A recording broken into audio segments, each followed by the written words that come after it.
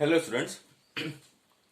તો આજે આપણે ચેપ્ટર નંબર 4 કેમિકલ કાઇનેટિક્સ જે છે એને જીડબ્લ્યુ નીટના કેટલાક ક્વેશ્ચન સોલ્વ કરવાના છે અને એક કન્સેપ્ટ ભણીશું કે કેવી રીતે આ ટાઈપના ક્વેશ્ચન પૂછાય તો આપણે કેવી રીતે સોલ્વ કરી શકીએ. રાઈટ, અત્યારે આપણે હાલમાં ચેપ્ટર નંબર 4 ચાલુ જ છે. બોર્ડના ક્વેશ્ચન તમે સારી રીતે સોલ્વ કરો જ છો. હવે જીડબ્લ્યુ નીટના એમસીક્યુઝ કેવી રીતે સોલ્વ કરવાના તો કેટલીક ટ્રિક્સ જોઈએ કઈ રીતે ક્વેશ્ચન સોલ્વ થાય. તો આપણે અત્યારે એવા જ ક્વેશ્ચન જોઈ રહ્યા છે જે પ્રીવિયસ યર્સમાં નીટ અને જીડબ્લ્યુમાં ઓલરેડી પૂછી ચૂક્યા છે. ઓકે, તો જોઈએ પહેલો ક્વેશ્ચન. તો પહેલો ક્વેશ્ચન છે કે when in reaction concentration of reactant is 8 times the rate of reactant is double. તો ક્વેશ્ચન છે પહેલો કે કોઈ રિએક્ટન્ટ જે છે રિએક્ટન્ટ એનું કન્સન્ટ્રેશન 8 ટાઈમ્સ કર્યું છે ત્યારે રિએક્શન રેટ ડબલ થયો છે. તો રિએક્શન રેટ થયો છે ડબલ. ઓકે, પછી કહે છે vote is the order of reaction, અને આપણને પૂછ્યું છે ઓર્ડર ઓફ રિએક્શન. આ ટાઈપનો ક્વેશ્ચન છે. તો સમજીએ આ ટાઈપના ક્વેશ્ચન કેવી રીતે સોલ્વ થાય. ઘણીવાર આ ટાઈપના ક્વેશ્ચનમાં આપણને રિએક્શન આપે છે, ઘણીવાર રિએક્શન નથી આપતા. રિએક્શન ના આપતા હોય તો કોઈ પણ એક જનરલ રિએક્શન થી આપણે શરૂઆત કરીએ. સપોઝ રિએક્શન છે R2P, રિએક્ટન્ટ ટુ પ્રોડક્ટ. અહીંયા ઓપ્શન આપેલા છે પણ હું ઓપ્શન લખતો નથી બીકોઝ ઓપ્શન લખવામાં વધારે ટાઈમ જશે. એના કરતા ડાયરેક્ટલી કેવી રીતે સોલ્વ કરાય એના પર ફોકસ કરીએ. તો કોઈ જનરલ રિએક્શન છે R2P. તો આ ટાઈપનો order of reaction find out કરવા વાળો જો કોઈ ક્વેશ્ચન હોય તો પહેલું કામ આપણે કરીશું એનો રેટ લો લખવાનો. તો અહીંયા રેટ લો લખીએ તો rate is equal to K into R is to X. આપણને ઓર્ડર ખબર નથી તો આપણે લખ્યો છે X.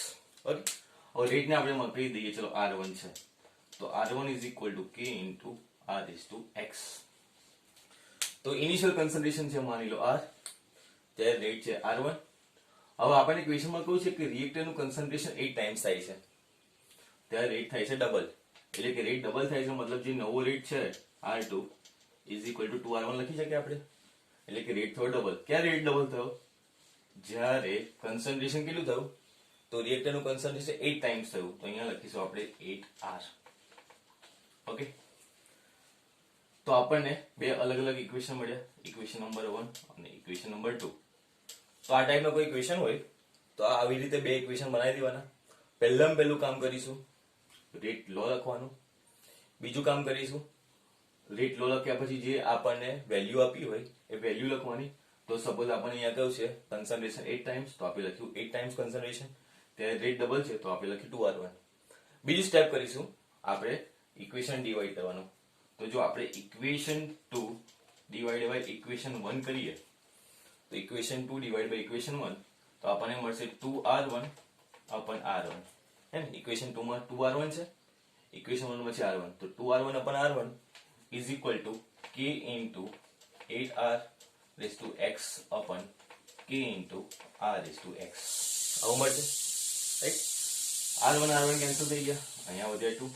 એવી રીતે અહીંયા K કેન્સલ થઈ જશે, R raise to X cancel થઈ જશે. આપણી પાસે વધશે શું 8 રેઝ ટુ X. હવે અને એક ડાયરેક્ટ મેથડથી જો તમને સોલ્વ કરતા આવડતું હોય તો ડાયરેક્ટ મેથડથી સોલ્વ કરે. તો તમે ડાયરેક્ટ મેથડથી સોલ્વ ના કરતા આવડતું હોય તો બંને સાઈડ લોગ લઈને તમે સોલ્વ કરી શકો. હવે ડાયરેક્ટ મેથડથી કેવી રીતે સોલ્વ કરી શકે તો ફોર એક્ઝામ્પલ આપણને અહીંયા મળ્યું છે 2 is equal to 8 raise to X એવું મળ્યું છે. ઓકે, તો આપણે 8 નો મતલબ શું તો 2 નો ક્યુબ કહી શકીએ આપણે. રાઈટ, તો આપણને અહીંયા 8 એટલે 2 નો ક્યુબ છે. તો x ની કઈ વેલ્યુ લઈએ તો આપણને આ 3 કેન્સલ થઈ જાય તો આપણે 2:1 મળે. તો 2:1 એટલે 2. તો x ની કઈ વેલ્યુ માટે ફાઇનલ આન્સર આપણને 2 મળે. તો આપણને એટલો આઈડિયા આવી જાય કે જો x ની વેલ્યુ 1/3 હશે તો જ 3 ગેટ્સ કેન્સલ, તો 2:1 ઇઝ ઇક્વલ ટુ 2 મળે. તો એનો મતલબ કે આપણે x ઇઝ ઇક્વલ ટુ 1/3 મળી શકે. રાઈટ, તો આપણે ઓર્ડર ઓફ રિએક્શન કયો હતો 1/3. આ ડાયરેક્ટ મેથડથી કરી શકીએ. જો ડાયરેક્ટ મેથડ ના આવડતી હોય તો તમારે બંને બાજુ લોગ લઈ લેવાનો. Suppose log 2 is equal two x log 8 અને x ને સબ્જેક્ટ બનાવવાનો log 2 પણ log 8, તો તમને x ની વેલ્યુ મળી જશે. ઓકે, તો આ બંને રીતે તમે ક્વેશ્ચન સોલ્વ કરી શકો. પણ અહીંયા જે સમજવાનું છે કે જ્યારે પણ ઓર્ડર ઓફ રિએક્શન વાળા ક્વેશ્ચન હોય તો આ રીતે રેટ લો લખવાનો, જે વેલ્યુ આપી હોય એને મૂકવાની, ઇક્વેશન બનાવવાના, અને ઇક્વેશનને જો સોલ્વ કરશો તો આપણને ઓર્ડર ઓફ રિએક્શન મળી જાય. ઓકે, નેક્સ્ટ ક્વેશ્ચન જોઈએ.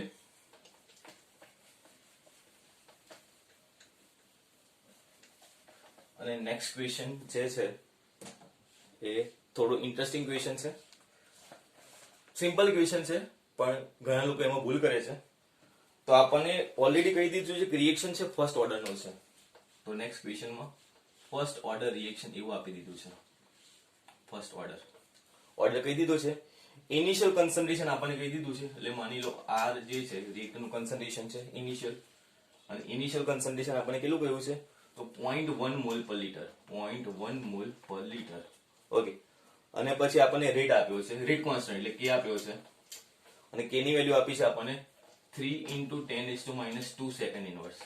તો જો ફર્સ્ટ ઓર્ડર છે તો k નો યુનિટ સેકન્ડ ઇનવર્સ આવે છે, અને આપણને કહ્યું છે કે what is the rate of reaction at initial, અને આપણને પૂછ્યું છે રેટ ઓફ રિએક્શન.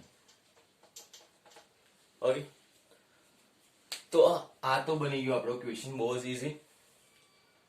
તો કોઈ રિએક્શન હોય R2P, રાઈટ, તો એનો રેટ લો લખીએ તો રેટ ઇઝ ઇક્વલ ટુ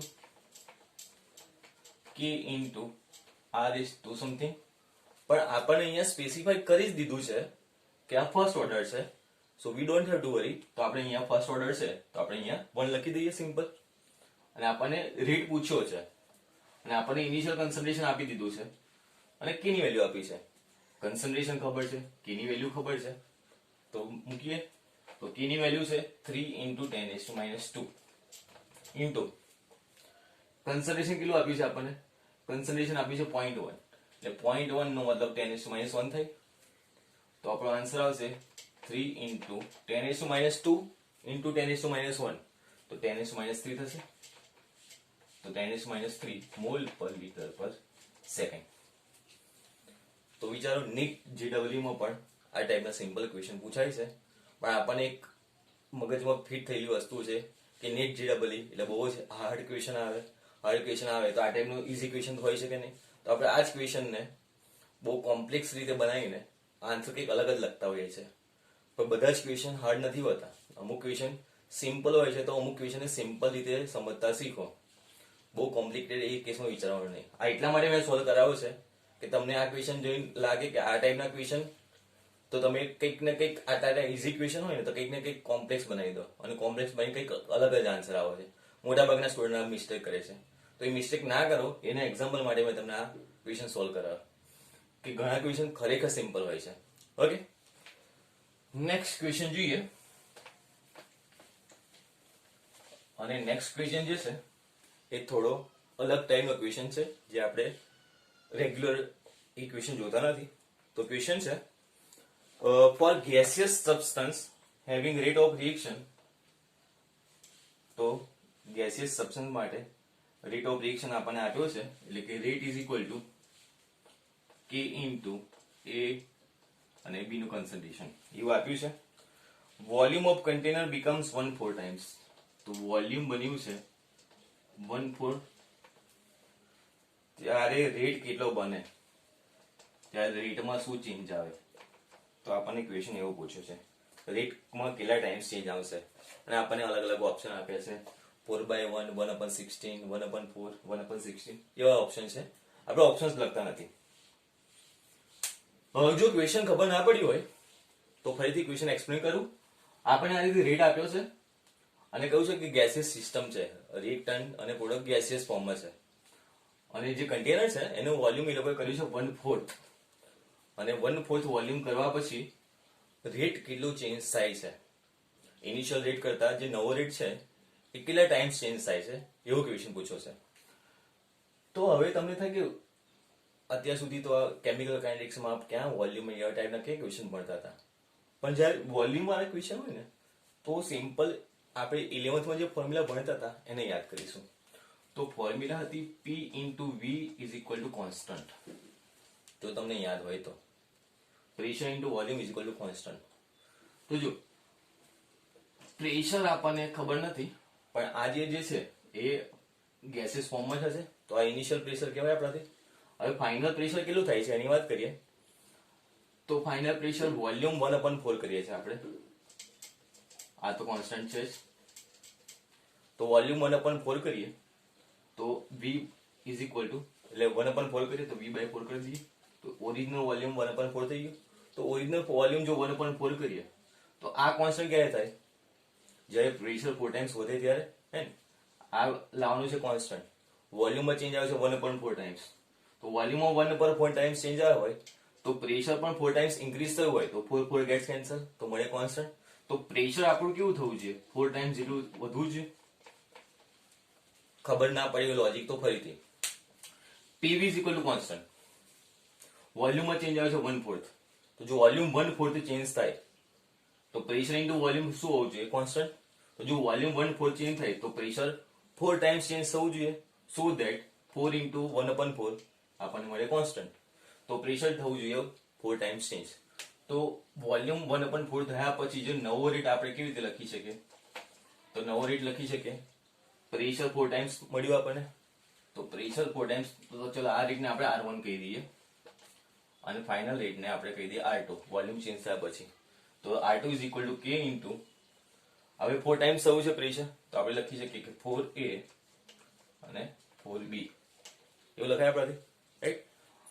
હવે નવા રેટમાં શું ચેન્જ આવ્યો? તો જો ચેક કરીએ તો R2 પણ R1 કરીએ તો R2 પણ R1 is equal to K into A into B. 4 into 4 16 common કાઢે તો R2 જે નવો રેટ મળ્યો છે તો R2 upon R1 is equal to K get cancel, 4 4 common કાઢે તો અહીંયા વધે 16, A ને B કેન્સલ તો અહીંયા વધે 16, તો R2 is equal two 16R1. તો જે નવો રેટ મળ્યો એ ઇનિશિયલ રેટ કરતા 16 ટાઈમ્સ વધારે હતો. 16 ટાઈમ્સ વધારે હતો નવો rate compare to initial rate. તો આ રીતે ક્વેશ્ચન સોલ્વ થાય. અને હમણાં મેં તમને લોજિક શીખવાડ્યું કે જ્યારે પણ આ ટાઈપના ક્વેશ્ચન હોય તો પહેલું રેટ લો લખવાનો. રેટ લો લખ્યા પછી જે નવી આપણને ઇન્ફોર્મેશન મળી છે એને રેટ લોમાં મૂકવાની, અને ફાઇનલ ઇક્વેશન અને ઇનિશિયલ રેટ લો ને ડિવાઈડ કરીએ તો કોઈ પણ ક્વેશ્ચનનો આન્સર આપણે મળી જાય. ઓકે, તો ક્વેશ્ચન થોડો ટ્રિકી હતો, આટલું થોડું અલગ હતું. તો આ લોજિક ક્લિયર કરી લેજો. પ્રેશર અને વોલ્યુમના જ્યારે પણ ક્વેશ્ચન હોય તો આ રીતે આપણે સોલ્વ કરી શકીએ. ઓકે, ચલો જોઈએ હવે નેક્સ્ટ ક્વેશ્ચન. નેક્સ્ટ ક્વેશ્ચન જોઈએ તો ક્વેશ્ચન છે, આપણને અલગ અલગ એક્સપેરિમેન્ટ પર અલગ અલગ રેટ આપ્યા છે અને આપણને પૂછ્યું છે રેટ ઓફ રિએક્શન. તો એ ટાઈપના ક્વેશ્ચન સોલ્વ કરીએ. તો આપણને રિએક્શન આપ્યું છે 2A plus B gives C plus D. હવે ઇક્વેશન આપ્યું છે અને આપણને કન્સન્ટ્રેશન ઓફ A આપ્યું છે, કન્સન્ટ્રેશન ઓફ B આપ્યું છે અને આપણને આપ્યો છે રેટ. તો જોઈએ, કન્સન્ટ્રેશન ઓફ A છે 0.1 મોલર પહેલા એક્સપેરિમેન્ટમાં, ત્યારે B પણ 0.1 મોલર છે, ત્યારે રેટ છે 1.2 into 10⁻³ ઓકે, પહેલો એક્સપેરિમેન્ટ છે. બીજા એક્સપેરિમેન્ટમાં A ની વેલ્યુ 0.1 મોલર આપી છે, B ની વેલ્યુ ડબલ છે 0.2 મોલર, અને ત્યારે રેટ છે 1.2 into 10⁻³ ઓકે. ત્રીજા એક્સપેરિમેન્ટમાં કન્સન્ટ્રેશન છે અહીંયા 0.2 મોલર, B નું કન્સન્ટ્રેશન છે 0.1 મોલર અને રેટ છે 2.4 into 10⁻³ ઓકે. આ ટાઈપની વેલ્યુ આપી છે અને આપણને ઓર્ડર પૂછ્યો છે, અને ઓર્ડર ઇનડાયરેક્ટલી પૂછ્યો છે. જો ઓપ્શન લખું છું તો એ ઓપ્શન છે dc/dt is equal to k into a b². Option B છે. હું ઓપ્શન એટલા માટે લખું છું કે કેવી રીતે શોર્ટકટ થી આપણે ક્વેશ્ચન સોલ્વ કરી શકીએ એ બતાવી શકું તમને. dc/dt is equal to k into a. Option C છે dc/dt is equal to k into a into b. Okay, અને ઓપ્શન ડી છે dc/dt is equal to k into a square into b. Okay, તો આ થોડો long question છે અને let me tell you આ ટાઈપના ક્વેશ્ચન્સ બહુ આઈએમપી છે. ગુજકેટ નહીં તો નીટ નહીં તો JEE માં આ ટાઈપના ક્વેશ્ચન પૂછાય છે. તો હવે તમને એક્સપેરિમેન્ટમાં અલગ અલગ કન્સન્ટ્રેશન આપ્યા હોય, તમને એના રેટ આપ્યા હોય અને તમને કાં તો ઓર્ડર ઓફ રિએક્શન પૂછ્યો હોય, ઓર્ડર 1 છે, 2 છે, 3 છે, કાં તો આ રીતે તમને ઓપ્શન આપ્યા હોય, રાઈટ. આમાં ઓપ્શન આપ્યા છે, ઘણીવાર ઓર્ડર પૂછે છે, ઘણીવાર એવું પૂછે કે એના કન્ટેક્સમાં ઓર્ડર કયો, બીના કન્ટેક્સમાં ઓર્ડર કયો, કાં તો ઓવરઓલ ઓર્ડર કયો, એવું પૂછે છે. તો કેવી રીતે એને શોર્ટમાં સોલ્વ કરીશું? લોંગ મેથડ અલગ છે, જે આપણે ઓલરેડી બોર્ડમાં કરીએ છીએ, પણ એ મેથડથી લગભગ 3-4 મિનિટ જતી રહે છે અને કેલ્ક્યુલેશન એ થોડું અઘરું પડે છે. શોર્ટ મેથડ જોઈએ આ ક્વેશ્ચન સોલ્વ કરવાની. તો પહેલા પેલું જો એક્સપેરિમેન્ટ 1 છે, આ એક્સપેરિમેન્ટ 1, આ 2 અને આ 3. એક્સપેરિમેન્ટ 1 માં એનું કન્સન્ટ્રેશન છે 0.1 મોલર, બી નું કન્સન્ટ્રેશન છે 0.1 મોલર, ત્યારે રેટ છે 1.2 into 10⁻³ ઓકે. હવે સમજો એક્સપેરિમેન્ટ 2 માં એનું કન્સન્ટ્રેશન સેમ નું સેમ રાખ્યું, જો 0.1 તો 0.1, પરંતુ બી નું કન્સન્ટ્રેશન ડબલ કર્યું. 0.1 મોલર હતું પહેલા, એક્સપેરિમેન્ટ 2 માં બી નું કન્સન્ટ્રેશન ડબલ થયું, પણ કન્સન્ટ્રેશન ડબલ થતા રેટમાં કોઈ ચેન્જ ના આવ્યો, રેટ એવો ને એવો જ રહ્યો, રેટમાં કોઈ ચેન્જ છે ના. 1.2 into 10⁻³ તો રેટ છે 1.2 into 10⁻³. તો જો કન્સન્ટ્રેશન ચેન્જ કરવાથી રેટમાં કોઈ ચેન્જ ના આવે તો આપણે કહી શકીએ કે એના કન્ટેક્સમાં ઓર્ડર હોય 0. તો જો એનું રેટ લખે ને, rate is equal to k into a⁻x અને b⁻y લખીએ આપણે, તો આપણે અહીંયા એવું કહી શકીએ કે બે નું કન્સન્ટ્રેશન ડબલ કર્યું, but there is no change in rate of reaction. So concentration change કરવાથી રેટમાં કોઈ ચેન્જ ના આવતો હોય તો એના કન્ટેક્સમાં ઓર્ડર હોય 0. તો આપણે કહી શકીએ કે અહીંયા y ની વેલ્યુ 0 છે, કારણ કે બીના કન્ટેક્સમાં ઓર્ડર થયો ને, તો બીના કન્ટેક્સમાં ઓર્ડર એટલે y, તો y ની વેલ્યુ 0 છે. હવે આગળ વધીએ. હવે પહેલો ને ત્રીજો એક્સપેરિમેન્ટ કમ્પેર કરીએ. તો A નું કન્સન્ટ્રેશન 0.1 હતું, ત્રીજા એક્સપેરિમેન્ટમાં 0.2 લીધું, તો A નું કન્સન્ટ્રેશન ડબલ કર્યું અને B નું કન્સન્ટ્રેશન તો સેમ જ રાખ્યું, 0.1 નું 0.1, એટલે B ના લીધે કોઈ ફરક નહીં પડે. પણ જો A નું કન્સન્ટ્રેશન ડબલ થવાથી રેટ થયો ડબલ, અહીંયા 1.2 છે, અહીંયા 2.4 છે, હે ને, 1.2 into 10⁻³, અહીંયા છે 2.4 into 10⁻³. તો કન્સન્ટ્રેશન ડબલ થવાથી રેટ પણ ડબલ થતો હોય તો એને આપણે કહીએ છીએ ફર્સ્ટ ઓર્ડર રિએક્શન, અથવા બીજા સિમ્પલ લેંગ્વેજમાં કહીએ, કન્સન્ટ્રેશન જેટલા ટાઈમ્સ ચેન્જ કરીએ રેટ ઓફ રિએક્શન એટલા ટાઈમ્સ ચેન્જ થાય તો ઓલવેઝ ફર્સ્ટ ઓર્ડર રિએક્શન હોય. કન્સન્ટ્રેશન જેટલા ટાઈમ્સ ચેન્જ કરીએ એટલા times rate of reaction change થાય તો ફર્સ્ટ ઓર્ડર હોય.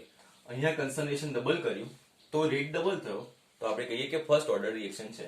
તો x ની વેલ્યુ આપણને મળશે 1, તો y ની વેલ્યુ મળી 0, a ના કન્ટેક્સમાં ફર્સ્ટ ઓર્ડર મળ્યો, તો x ની વેલ્યુ મળી 1. તો રેટ ઇઝ ઇક્વલ ટુ, તો રેટ ને આ લોકોએ કયા ફોર્મમાં લખ્યું છે? dc/dt ના ફોર્મમાં લખ્યું છે. તો રેટ એટલે કે dc/dt is equal to k a⁻1 અને b⁻0, તો b⁻0 તો 1 થઈ જશે. તો આપણને મળ્યું dc/dt is equal to k into a. તો dc/dt is equal to k into a, તો આપણો આન્સર સાચો કયો છે? b. ઓકે, તો આઈ હોપ હું જે લોજિક સમજાવવા માંગુ છું તમને ક્લિયર છે. તો આ ટાઈપના ક્વેશ્ચન આ રીતે શોર્ટકટ મેથડથી આપણે સોલ્વ કરી શકીએ. ઓકે.